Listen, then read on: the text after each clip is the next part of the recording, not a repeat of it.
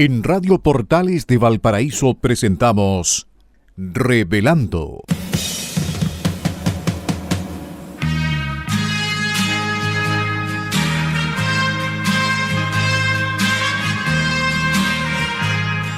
Un programa donde se abordan temas de actualidad, contingencia y la agenda cultural de la zona. Entrevistas del ámbito nacional e internacional. Revelando es presentado y auspiciado por Asofar AG, Asociación de Oficiales de la Armada de Chile en Retiro, Asociación Gremial. Con ustedes, Revelando en Radio Portales de Valparaíso.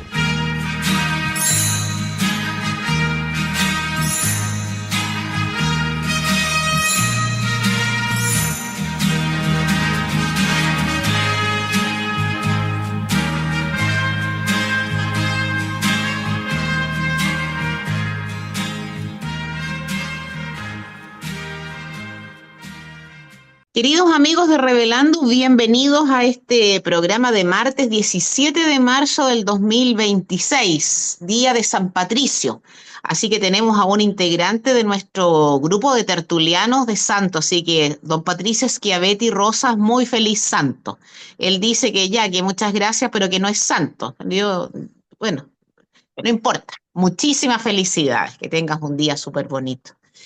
Y queridos auditores, bueno, bienvenidos. Estamos grabando el programa temprano por la mañana, por si hay alguna noticia importante que no demos a la hora de emisión, que es a las 18 horas. Nuestros agradecimientos, como siempre, a ASOFAR, Asociación de Oficiales de la Armada de Chile en Retiro, por su apoyo constante. Ya vamos para los 11 años de este Revelando. Y también a Radio Portales de Valparaíso, la radio de la región de Valparaíso, por su apoyo también constante y uniforme. Y entonces damos las gracias en las personas de don Enzo Alvarado, nuestro periodista y DJ de ASOFAR. Muchas gracias, Enzo. Y a don Luis Salinas y Gerardo Terán, que harán de radiocontroladores por la tarde, cuando el programa ya se esté emitiendo. Bueno, aparte de dar la bienvenida a ustedes, auditores, no podemos dejar de lado recordar esto de deslindar las responsabilidades. Las opiniones que vertimos en este programa, Patricio, Eugenio y yo, Enzo también en muchas oportunidades, solamente nos representan a nosotros y no necesariamente a Radio Portales de Valparaíso y o a ASOFAR. Son personales. La data no, la data es pública y se puede revisar y contrastar. La opinión es nuestra. Bueno, y lo segundo, y como siempre, recordar, pensar y desear lo mejor para los damnificados de los incendios del 2 y 3 de febrero del 2024, aquí muy cerca de nosotros, aquí en Viña del Mar, también en Quilpué y en Villa Alemana, pero fue particularmente cruel y terrible en la zona de Viña del Mar.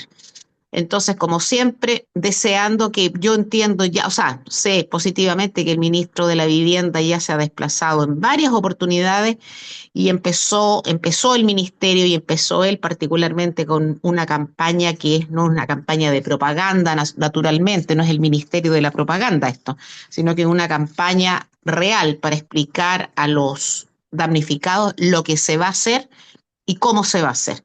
Cuestión que a nosotros particularmente en este programa nos alegra mucho. El ministro Poduje se dio 15 meses para el tema de la reconstrucción.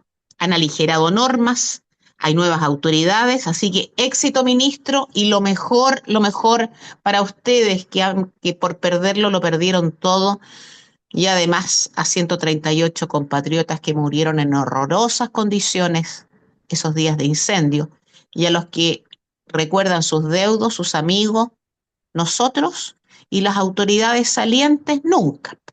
Ahora el señor Boric con oficina, en una de esas, en la oficina nueva se encarga de recordar a la gente que murió bajo su responsabilidad, a ellos y a otros más. En fin, don Patricio Schiavetti, don Eugenio Guerrero, ¿cómo están?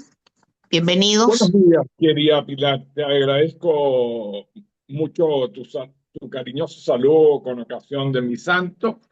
Tenemos que tener presente que San Patricio es un glorioso santo de Irlanda, así que Sí, pues. para todos los que profesan la fe cristiana es un santo muy importante. Así que muchas gracias.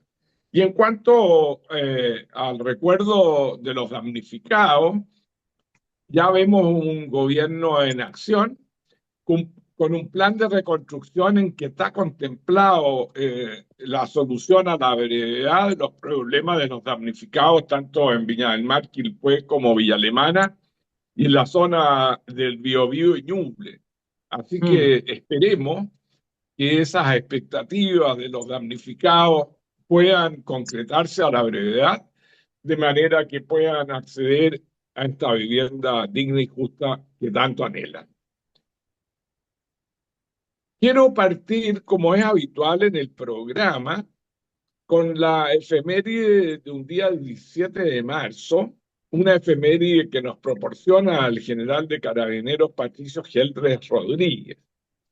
Se refiere esta efeméride a un decreto de guerra número 465 de 17 de marzo de 1903, en que sobre la base de escuadrones de cazadores, lanceros, dragones y guías del ejército, puestos a disposición del Ministerio del Interior el año anterior, a objeto de perseguir el bandolerismo en las provincias situadas al norte del río Biobío, que constituía un serio problema social. Se crea el regimiento de gendarmes con una plana mayor y 4 escuadrones, dependiente del Estado Mayor del Ejército, cuya única y exclusiva misión sería la represión del bandidaje en la zona central del país. Su primer comandante fue el mayor de ejército Manuel Antonio Vergara. En 1906, a dicho regimiento se le cambió su denominación por el de Regimiento de Carabineros, siempre subordinado al ejército. Posteriormente, este regimiento da origen al Cuerpo de Carabineros, el que perduró hasta el 27 de abril de 1927, al crearse Carabineros de Chile, el actual cuerpo policial uniformado de nuestro país. Así que allí tenemos los antecedentes de cómo paso a paso se va creando Carabineros de Chile para ser finalmente formado el 27 de abril de 1927. Muy No bien. podía, no podía dejar de, a pesar de que es un 16 de marzo, referirme al aniversario de la aviación naval. Yo creo que este cuerpo operativo de la Armada es de suma importancia. Por lo tanto, quiero mencionar este nuevo aniversario que conmemora 103 años de servicio desde el aire mirando el mar. La aviación naval tuvo su origen en 1923 y el día lunes, el día lunes 16 de marzo, ayer, en una instancia cargada de simbolismo que permitió realizar un balance de la gestión operativa del último año y proyectar los planes de modernización que aseguran la vigilancia de los espacios marítimos nacionales.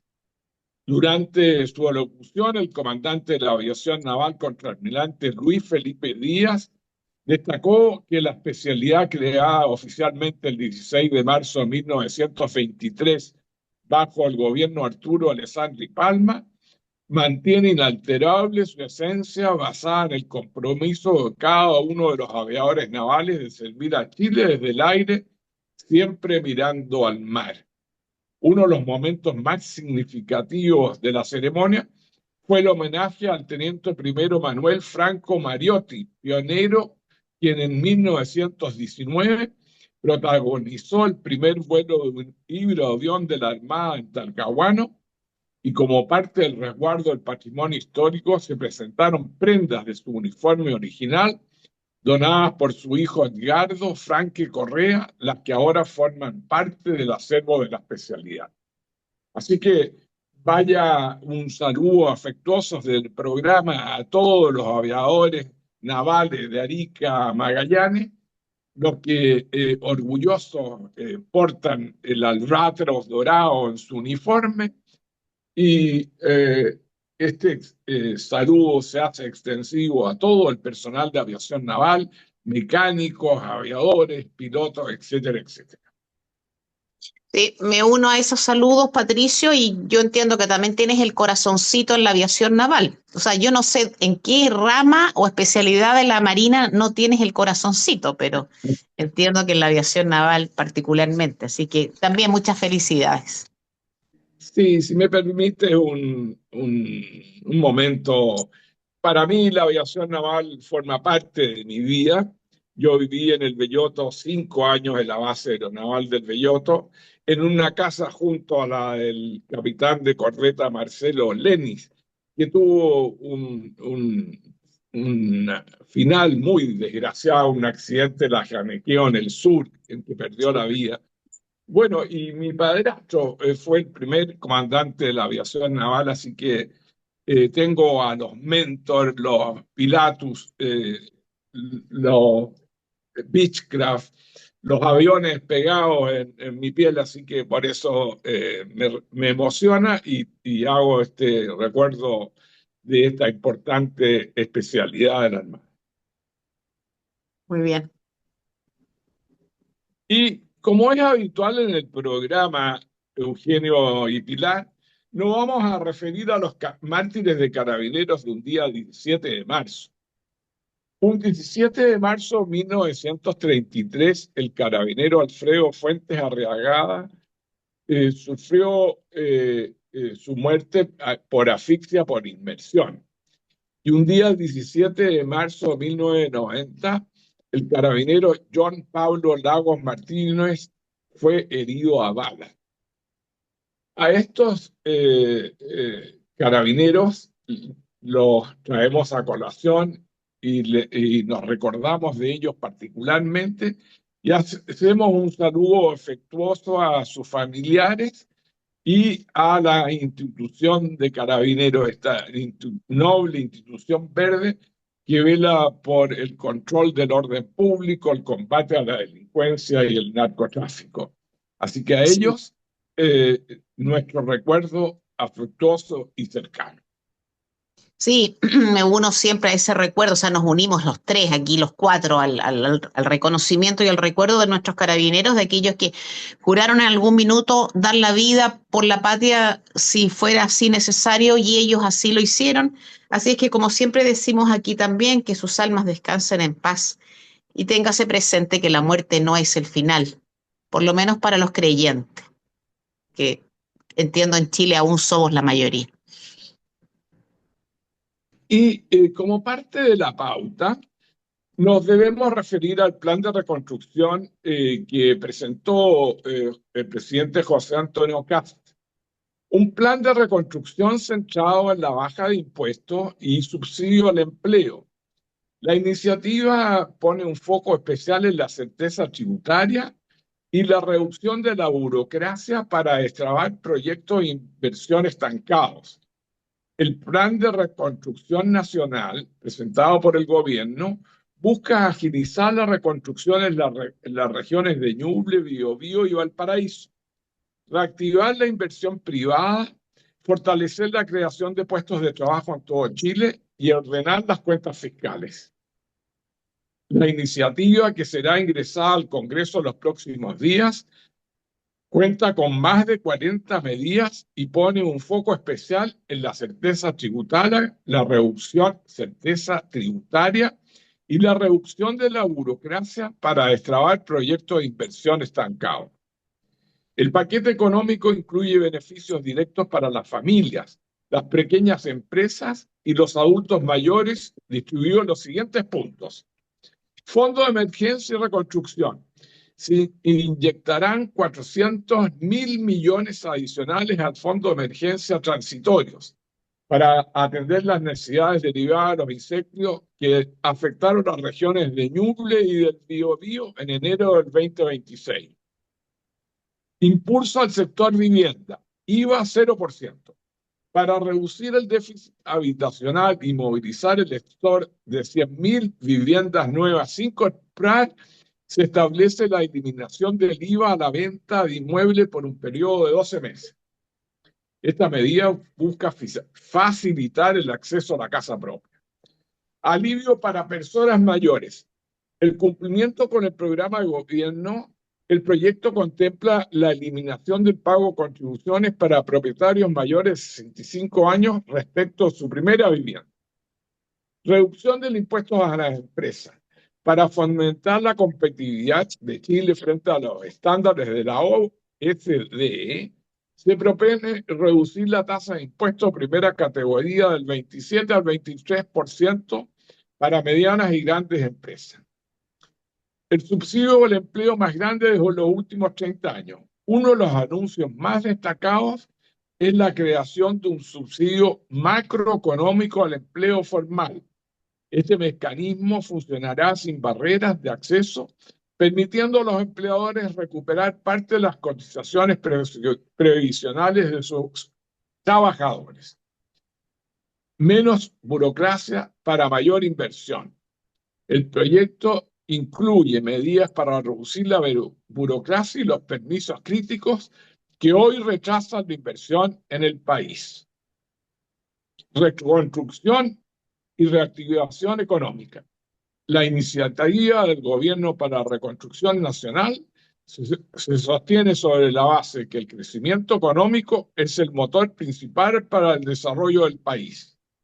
Según explicó el ministro de Hacienda Quirós, las medidas buscan recuperar la confianza del sector privado mediante un ajuste tributario orientado a la inversión. El dinero no aparece de la nada, se genera cuando hay trabajo, cuando hay inversión y cuando la economía crece, enfatizó el ministro de Hacienda. Así es, don Eugenio Guerrero, bienvenido. ¿Cómo están? Espero que todo bien. Y bueno, de antemano disculpan, están construyendo utilizando un taladro. Supongo que es por eso y se puede escuchar un poco. Así que bueno, un placer saludarlos. Y bueno, acá estamos para analizar un poco lo que se viene. Ya, bueno, Patricio dio los datos fundamentales, sobre todo del programa de CAS y cómo esto será posible y se va a acercar, sobre todo porque las miles de regulaciones que, por ejemplo, asolan la inversión en Chile. Jorge Quiroz quiere reducirla aproximadamente a unas 11, ¿ya? Eso obviamente es una hazaña y sería una hazaña contrarregulatoria que le hace falta al país porque como ustedes saben muy bien la inversión privada se ha visto truncada en los últimos años y sobre todo porque en el promedio de los últimos 4 años crecimos a 1,9% y como bien esgrimió en una entrevista recién, no es posible superar, o sea, no es posible mejorar los salarios, no es posible aumentar el empleo y no es posible tener perspectivas de desarrollo si no hay crecimiento. Entonces, estas medidas antirregulatorias o antiinflación legislativa, si podríamos decir, son fundamentales. Eso por un lado. Por otro lado, a mí lo que me preocupa, y esto es con base en la entrevista que le hicieron, es que se tiene pronosticado de que se reduzca aproximadamente 6.000 millones de dólares en el presupuesto. ¿Ok? Pero esto ha sido una piedra de tranque y con esto yo no quiero decir que no tengamos expectativas positivas. Lo que trato de decir es que por un lado está el gasto flotante, el gasto público flotante, y por otro lado está el gasto que todavía no se dimensiona, pero que debería en cierta medida estar dentro del presupuesto, como por ejemplo aquel que se factura posteriormente. Y ese es el que le ha tocado básicamente al ministro en algunos sectores. Y cuando se ve, estos gastos aumentaron de manera significativa y además que el ahorro que se quiere generar reduciendo el gasto para poder hacer el Estado de Chile fiscalmente más sustentable, entronca o se enfrenta con la realidad de una reconstrucción que vale, o sea, estoy hablando de la de Valparaíso y sumando a la del sur con respecto a los incendios, aproximadamente 1.000 millones de dólares. Entonces es un tema, un desafío que todavía se está cuantificando cuál es el estado real de las arcas públicas. Yo no sé si ustedes vieron el escándalo no menor, que por un lado se tienen 46 millones de dólares en caja, que es el Tesoro. Sale Nicolás Grau diciendo que en enero son 1.300 y tantos, pero lo que no se dice son la emisión de bonos del Tesoro, que lo que hace es como decir, bueno, tengo activos, pero esos activos se basan en el pasivo de alguien más, que es el propio gobierno en este caso, ¿no?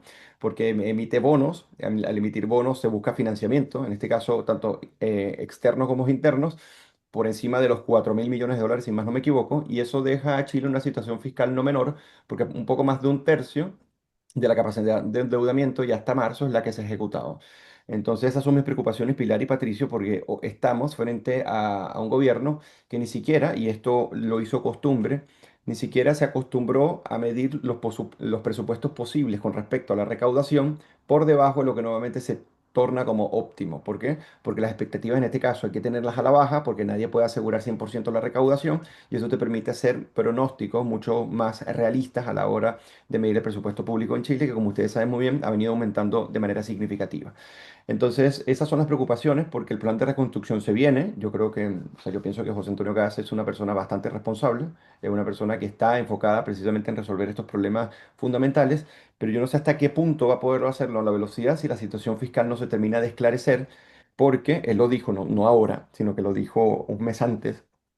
De la toma de posición, dijo que la situación fiscal en Chile era algo grave, grave en el sentido de los estándares. No es el caso de Argentina, por ejemplo, que tienes déficit fiscal enorme y gigantesco, y por otro lado que tienes un nivel de deuda en Chile que no es menor y que se va acercando al tope que los economistas de manera un poco arbitraria dicen, bueno, se acercaría, o sea, el tope máximo sería del 50-51% y después no puedes pasarte. Eso es bastante relativo porque el problema es que cuando tú endeudas, hipotecas el futuro y para finalizar mi comentario, esto genera lo que se llama una equivalencia ricardiana en teoría económica. Lo que significa es que todos los impuestos que se tienen que generar para que se pague la deuda futuro, las personas en vez de utilizar eso para invertir en el sector privado, lo utilizan para pagar impuestos. Entonces hay como una previsión, obviamente eso asumiendo que todos los agentes son racionales, pero una previsión precisamente del aumento de impuestos o de la recaudación en función de esa deuda futura. Entonces, ¿qué es tan realizable el programa de CAS? Yo creo que es bastante realizable. Tampoco Chile tiene una situación que es sumamente dramática, pero con una situación fiscal de tal renombre y con la emergencia que tenemos en este momento, que vuelvo y repito, son aproximadamente 1.000 millones de dólares que no sabemos qué es lo que va a pasar con respecto al precio de la benzina y el aumento del costo de la vida, esto va a ser una situación no menor, pero ojo, heredada del gobierno anterior, que fue sumamente irresponsable en materia fiscal. Y no lo fue en materia monetaria y cambiaria porque no controla el Banco Central. Por lo menos ellos Claro. dicen que ellos salen con una inflación más baja de la que entraron, pero es que eso no depende de ellos. ¿Por qué? Porque Hacienda no está mezclada con el Banco Central, que eso es lo que proponen normalmente los economistas que ellos siguen, que la independencia del Banco Central se termine en función de que tenga una convergencia con Hacienda y que el presupuesto de la nación se haga en función de lo que Hacienda dictamine hacia el Banco Central. Y como eso es un desastre, y como eso funcionó en el mundo y lo que terminó generando fue enormes déficits, deudas y pobreza, entonces se separa el Banco Central y eso no es un logro del gobierno actual. Sí, claro. Yo no tengo mucho que agregar a tu comentario, Eugenio, a la exposición que ha hecho Patricio y a tu comentario, Eugenio, sino que, claro, el CASP, candidato y todo su staff de expertos plantearon una serie de medidas y de proyectos, de propuestas para Chile, basada, o sea, apuntando básicamente a la reconstrucción, al tema impositivo y a una serie de temas más. Pero claro, es diferente llegar efectivamente al poder y darse cuenta de lo que estrictamente hizo el gobierno anterior. Como bien dices tú, gracias a Dios que el Banco Central no dependía de ellos, sino tendríamos el desastre económico más Así es. absoluto. Eso no ha sido así, pero tenemos indiscutiblemente una situación bastante complicada como para tener los fondos necesarios para cumplir con todo lo que dice relación con la promesa de campaña y con el programa de gobierno. Ahora yo creo Así que esta es. gente lo va a hacer bien dentro de todo lo que del problema que hay. Una vez que se cuantifique bien todo lo que hay, todo lo que falta, yo creo que los planes sí se van a poder realizar. Quizás algunos puedan quedar a medias, pero creo que los más acuciantes sí. Por ejemplo, el tema de la reconstrucción. No sé de dónde van a sacar el dinero, pero lo van a hacer, porque es un tema querido, igual que el tema de la seguridad, partiendo por el norte, que lo podemos ver luego.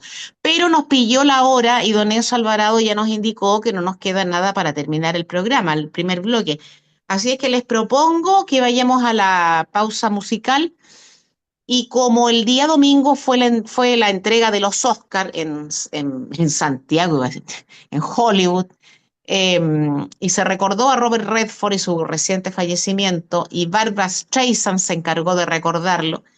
Escuchemos esta canción preciosa que son nuestros años felices del año 1973. fecha de estreno de la película que lleva su nombre, con ellos dos de protagonista. Una magnífica película, magnífica.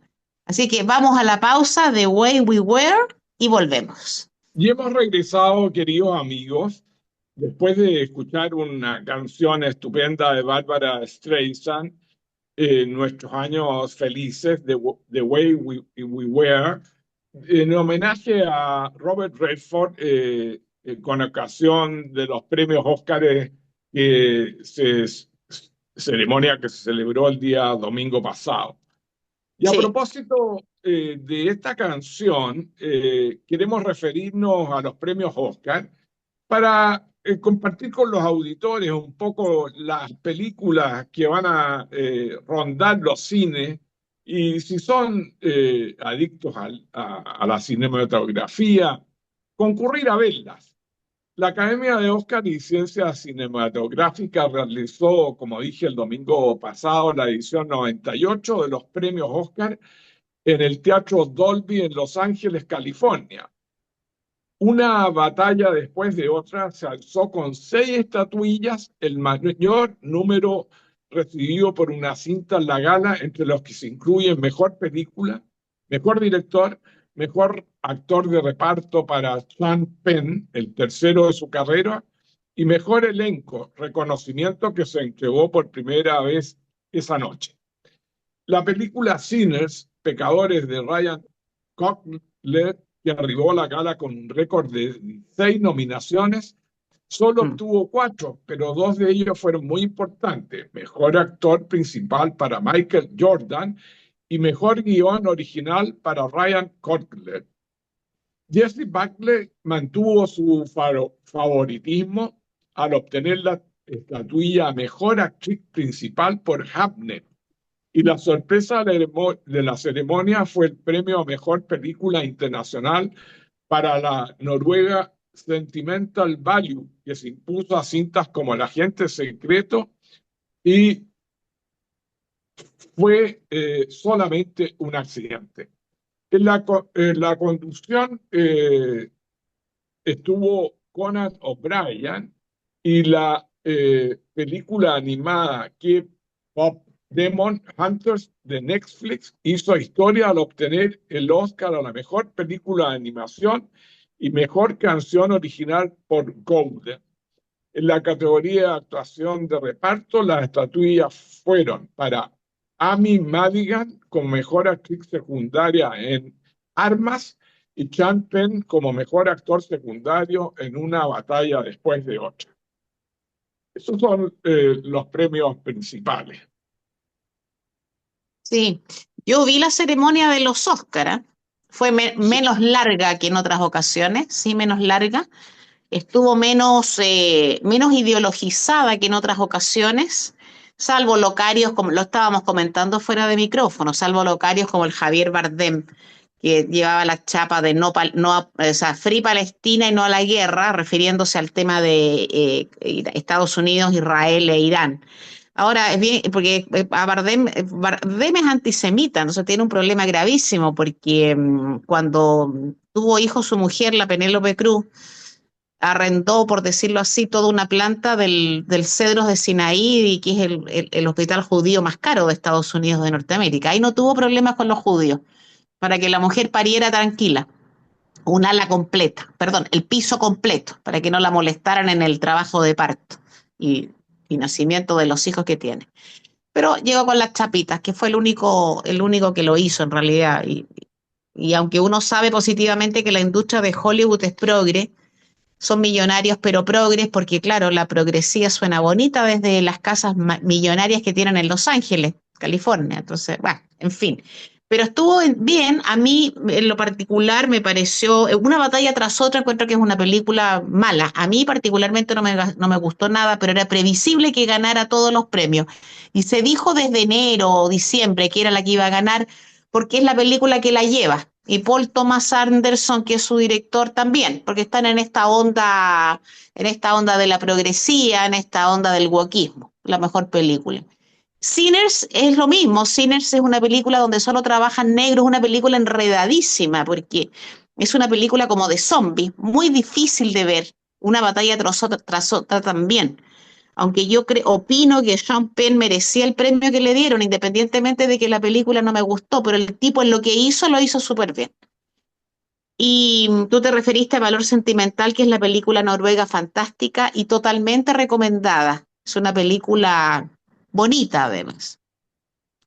Hecha en Noruega, un paisaje agradable y con un tema que es la relación entre una hija y su padre, el distanciamiento entre una hija actriz y su padre director de cine. Muy bonita.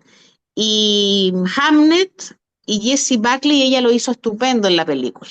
Eh, de manera que creo, y se dijo, ya había obtenido varios premios a la mejor actriz antes de llegar a los Oscars, era la favorita y satisfizo las expectativas y ganó el premio con un discurso bien particular y bastante controversial. Ella apoya el matrimonio y apoya la maternidad. El 90% de la gente que estaba en ese teatro no apoya ni el matrimonio ni la maternidad. Si tienen hijos, los tienen porque, bueno, porque hay que tenerlo, pues, o por fertilización asistida, todo vientres de alquiler y toda la chacharacha. Pero muchas de las mujeres de Hollywood no tienen hijos porque se les echa a perder el cuerpo. Claro. Entonces, nos estamos riendo de un comentario que hace Enzo Alvarado muy terrible. Irrepetible el comentario, pero muy simpático. Entonces, impresiona ver llegar a estas mujeres, sobre todo las actrices y las que estaban, las candidatas y las que no lo estaban también, elegantes, elegantísimas, con una cantidad de diamantes y de brillantes encima, y están luchando por el tema de Free Palestina. Suena como un contrasentido absoluto. Regalen los diamantes y los brillantes, regalen esa ropa, hagan cuestiones en favor de los palestinos y en contra de Hamas, pero no hacen nada. Entonces, bueno, es la típica del artista progre que se da por lo demás aquí también, en Chile, ¿no? Recordemos que muchos de los actores chilenos, ¿ah?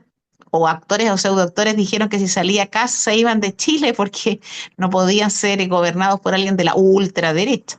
Así que eso, pero estuvo simpático, ya digo, más breve que lo habitual. Yo recomiendo ir a ver ciertas películas. Hamnet, como tú decías, Patricio, fuera de micrófono, sí. Valor Sentimental también.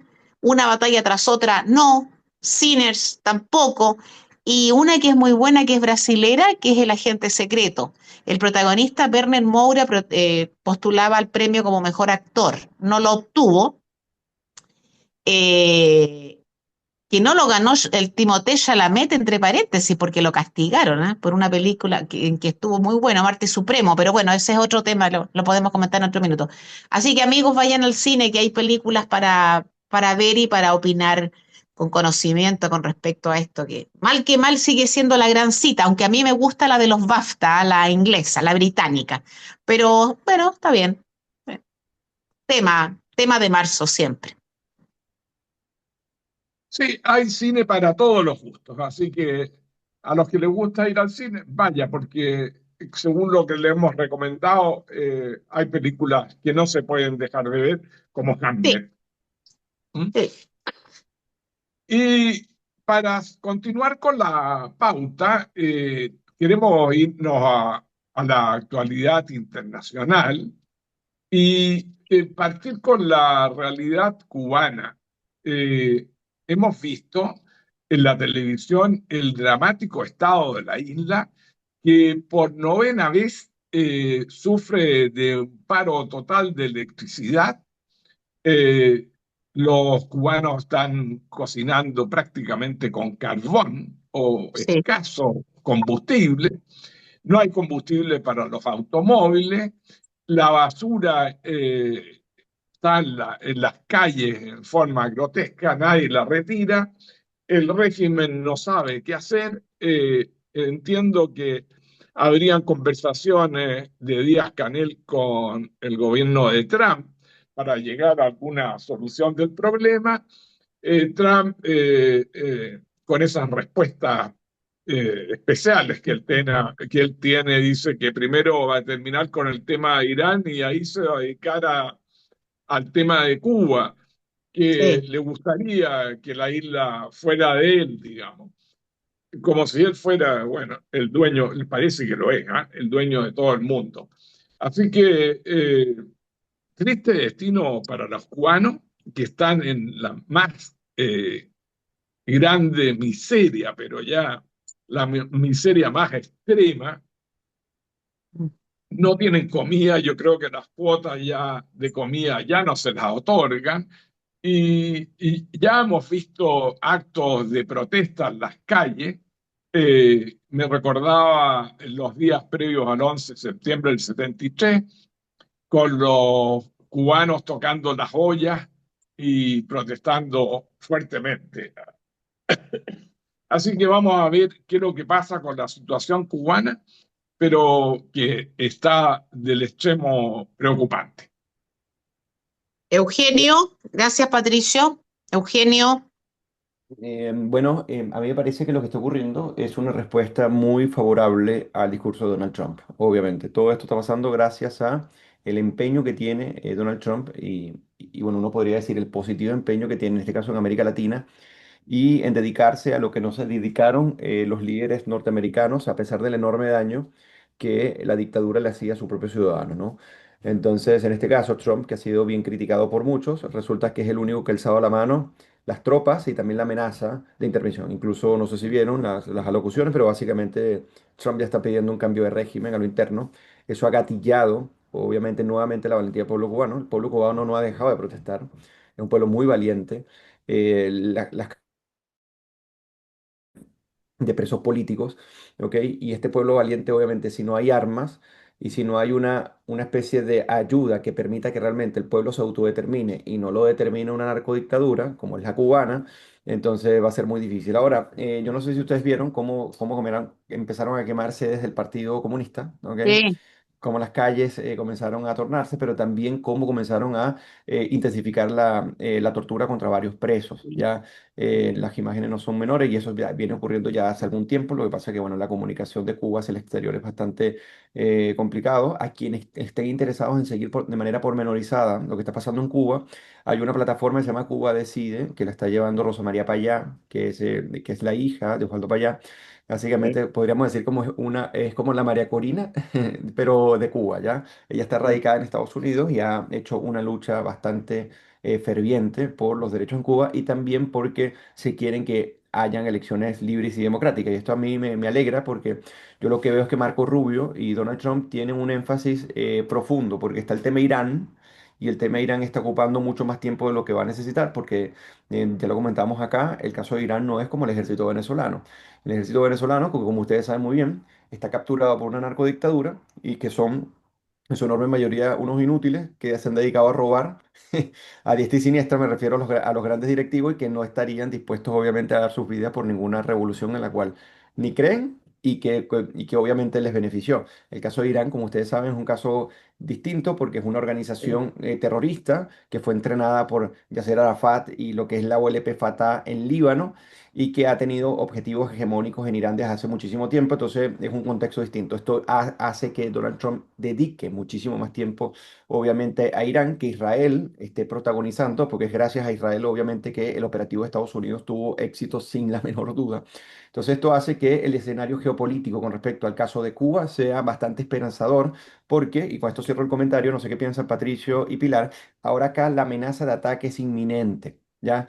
Porque ahora, o sea, con lo que pasó con Nicolás Maduro y con lo que está pasando en Irán, ya no hay subterfugios acá. Acá lo que hay es o te sientas a negociar o te disparo, o llego y claro. bombardeo.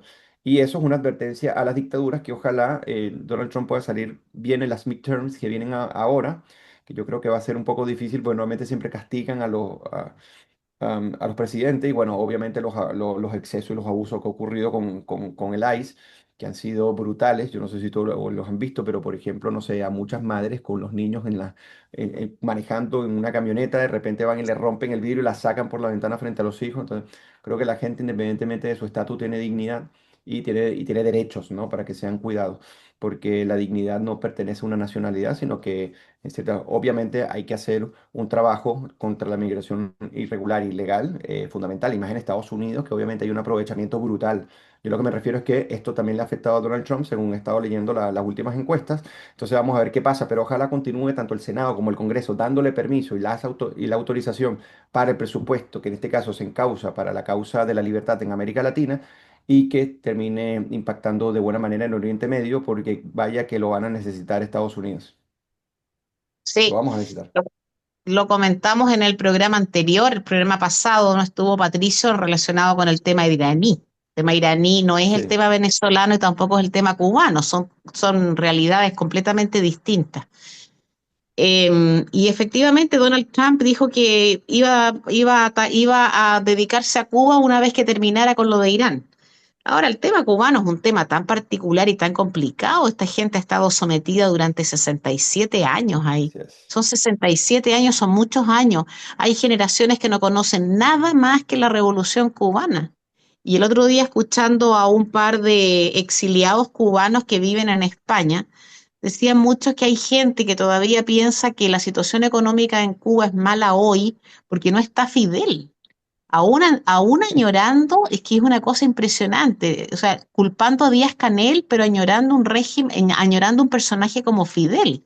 Claro que era un líder carismático, indiscutiblemente, y que además tuvo la ayuda real de Rusia, por ejemplo, que de los países de la Europa del Este, que estaban detrás del muro, y esos tiempos ya cambiaron. Yo creo que la situación en Cuba es complicada. No tengo idea quién es la oposición, quién es la gente a la que se le podría entregar el poder, quién podría suceder a Castro, que dicen que sigue moviendo los hilos, al Raúl, Sí. quién podrá suceder a Díaz Canela. Yo no tengo conocimiento. Rosa María Payá sí, de hecho, estuvo en España hace poco, en Madrid, en una reunión de mujeres, Cayetana Álvarez de Toledo, ella y una chica, una exiliada iraní también. Y claro, es lo que más le gustaría, pero se ve complicado, ¿no? No imposible, pero complicado. Yo particularmente no me imagino como, honestamente, no me imagino cómo puede ser la transición cubana.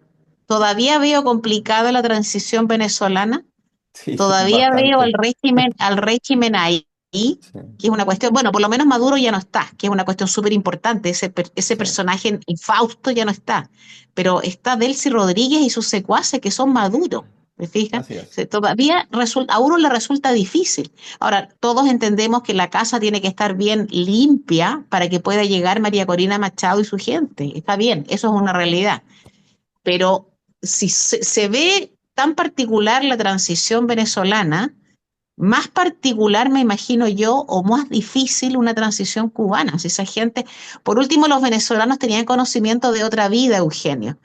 Ustedes sabían de otra vida, de una vida Sí, pasada, sí, que con claro. sus bemoles fue distinta. Los cubanos no tienen No, idea. nada. Y los que Así es. vivieron la época de Batista ya no existen, ya hay mucho exilio en Cuba. Y Pilar, Entonces, ah, te hago un inciso, y además que hay una división interna entre las facciones políticas que es brutal y que se refleja mucho en Miami, por ejemplo. Entonces, por eso yo no sé, yo estoy igual que tú, no sé cómo se va a resolver ese problema y si va a pelear más la democracia en general que las peleas y las facciones a lo interno, porque hay muchos cubanos estatistas que les gusta el socialismo pero no el comunismo, hay otros que sí, quieren pues, estrategias liberales, todo esto está por descubrirse.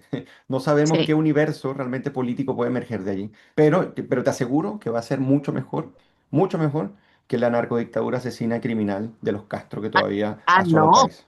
pero sin duda, tú sabes lo que han hecho con toda la ayuda que se le hizo llegar. Esto siempre lo hacen. Sí, Todas las ayudas que recibe Cuba, o sea, Cuba, el pueblo cubano, las atrapa el Estado y las revende.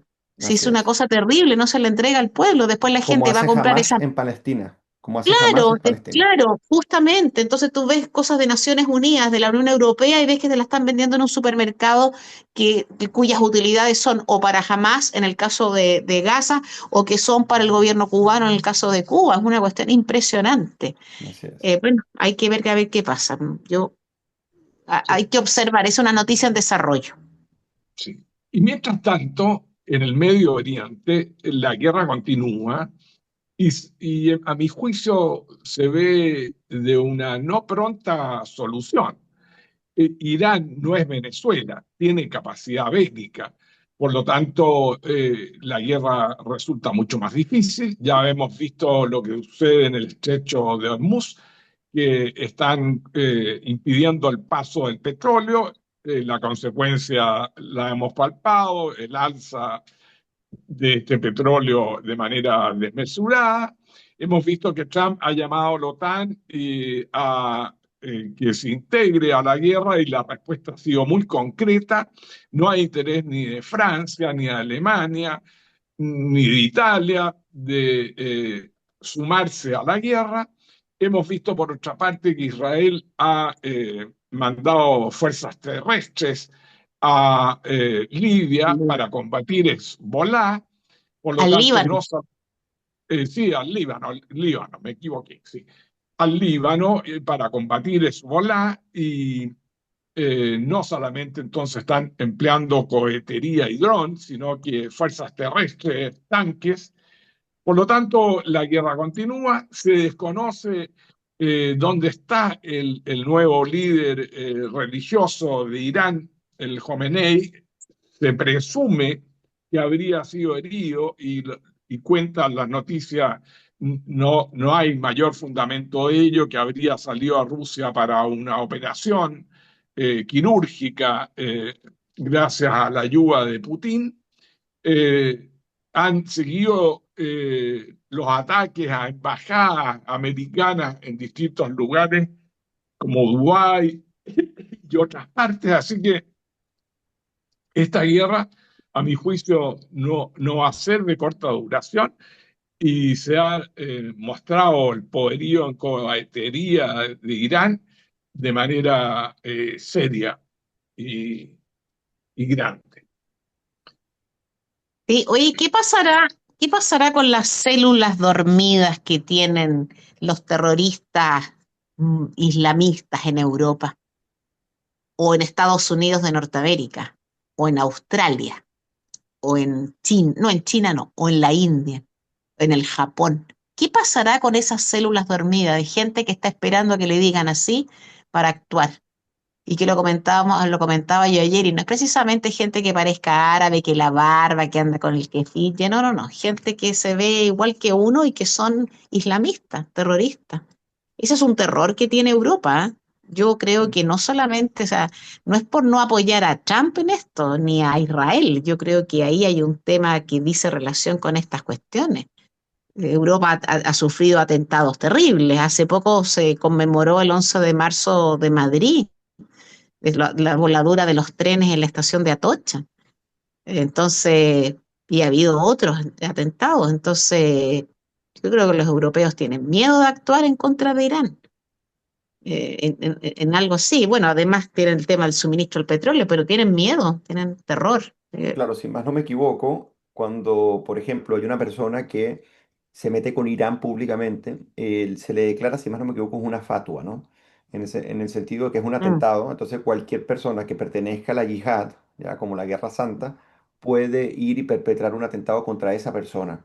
Y Europa está asolada de ese tipo de personas. Incluso cuando ocurrió lo de la masacre de octubre contra el Estado de Israel, muchas personas, o sea, comenzaron a atacar a judíos en distintas partes, sobre todo en Francia, que eso me dejó impresionado, y, mm, eh, y comenzaron a perseguir, o sea, las organizaciones, si bien están descentralizadas, operan bajo un mismo horizonte, que es la yihad.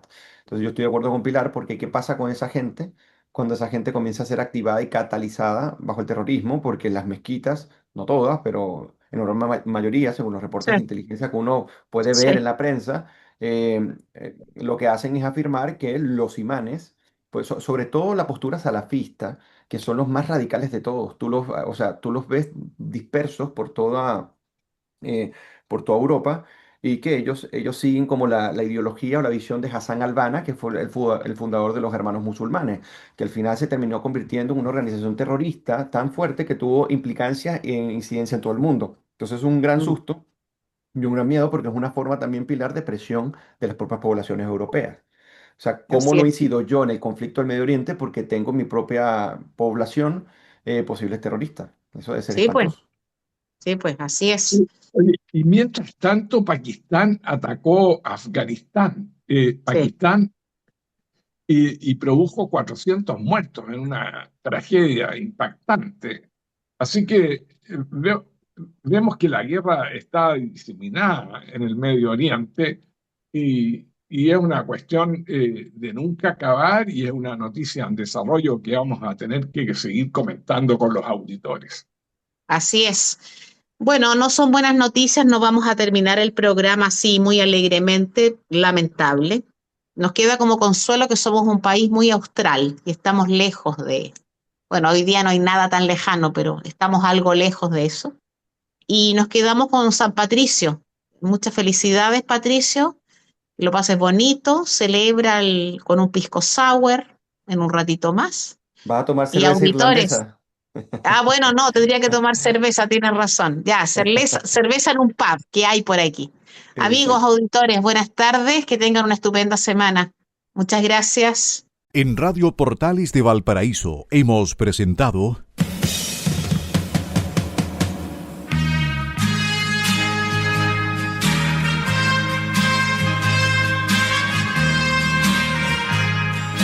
Revelando, un programa donde se abordan temas de actualidad, contingencia, entrevistas del ámbito nacional e internacional. Revelando es presentado y auspiciado por Asofar AG, Asociación de Oficiales de la Armada de Chile en Retiro, Asociación Gremial. Sintonícenos en un próximo programa. Buenas tardes.